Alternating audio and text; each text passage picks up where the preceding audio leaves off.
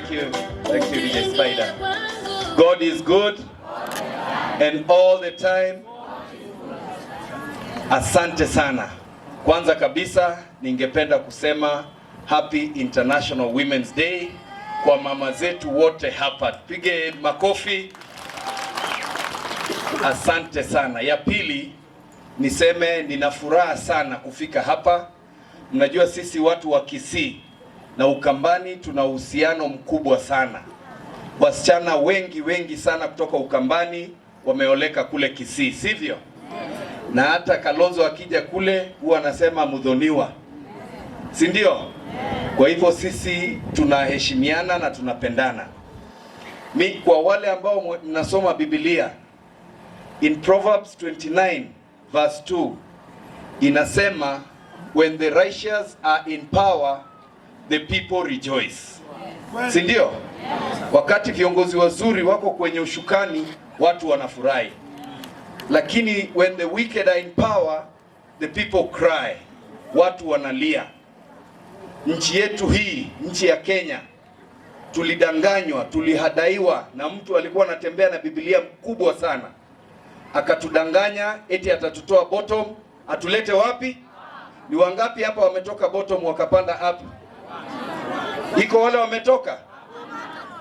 Huyo mtu akatuambia akiingia serikalini atapunguza ushuru. Akatuambia akiingia serikalini mambo ya afya itakuwa free. However, when William Ruto got the opportunity to serve this country, he went on to increase taxes. William Ruto went on to destroy NHIF. Nyinyi mlitutuma tutoe NHIF tulete SHA? Ama SHA inafanya hapa? SHA inafanya? Huyo Ruto, he has destroyed education. Vile tunazungumza hivi, watoto 600,000 ambao walikuwa wanaingia grade 10 wameshindwa kuingia shule. We have the highest rate of dropouts from universities and mid-level colleges in the time that William Ruto has served as president. Huyo ndiye mtu mnataka aendelee kutuongoza? Na ndio tunasema hivi kama wa Kenya, William Ruto, we are not going to give you an extra minute in power in 2027. Sivyo? Sababu wewe umehangaisha wa Kenya, umeongeza ushuru, umeharibu elimu, umeharibu afya. Kwa hivyo wewe William Ruto, wewe ni one. Mmeona wakati moja nimeshikana na Duale pale bunge. Nikimuuliza, wewe Duale, mbona unaharibu mambo ya afya? Huyo Duale ameenda ameshikana na Wasomali wao wale ambao anasema yeye ndiye amewatafutia kazi. Ameshika yule mtu anaitwa Amin, mkubwa wa DCI, ambaye Duale anasema yeye ndiye amempa kazi. Wamenishika kule Nairobi, wamenizungusha, wakanipeleka Kisii, nilifaa kuenda kotini huko, wakanirudisha Narok. Tena huyo Duale ameenda akashikana na mtu anaitwa Wetangula. Mnajua yule mtu anapigwa na bibi yake? Mnajua huyo mtu amenifukuza bunge, na mnajua ni kwa nini? Amenifukuza bunge sababu mimi nilisema hiyo bunge imenunuliwa na William Ruto. Ni kweli ni rongo? Ni kweli ni rongo? Niseme nisiseme? Niseme nisiseme? Wewe William Ruto, wewe Duale, wewe Wetangula, we are giving you 15 months. You can harass me, you can frustrate me, but I am fearless. Na mimi hakuna mahali mtanipeleka.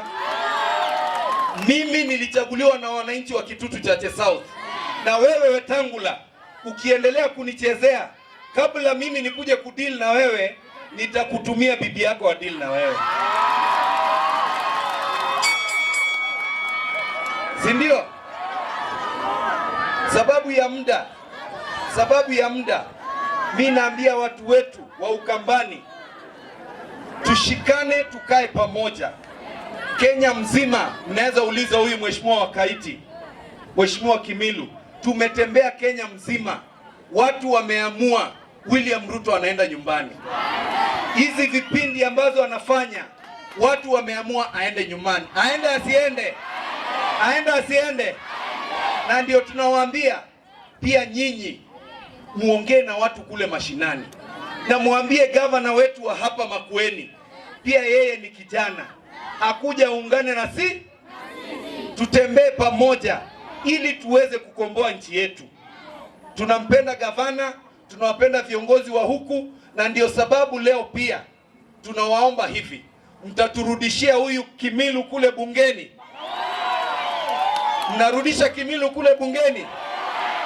Huyu Kimilu ni mtu shupavu, ni kiongozi shupavu, na ndio tunaomba mpe nguvu, tutembee naye, sababu we want to reclaim our country.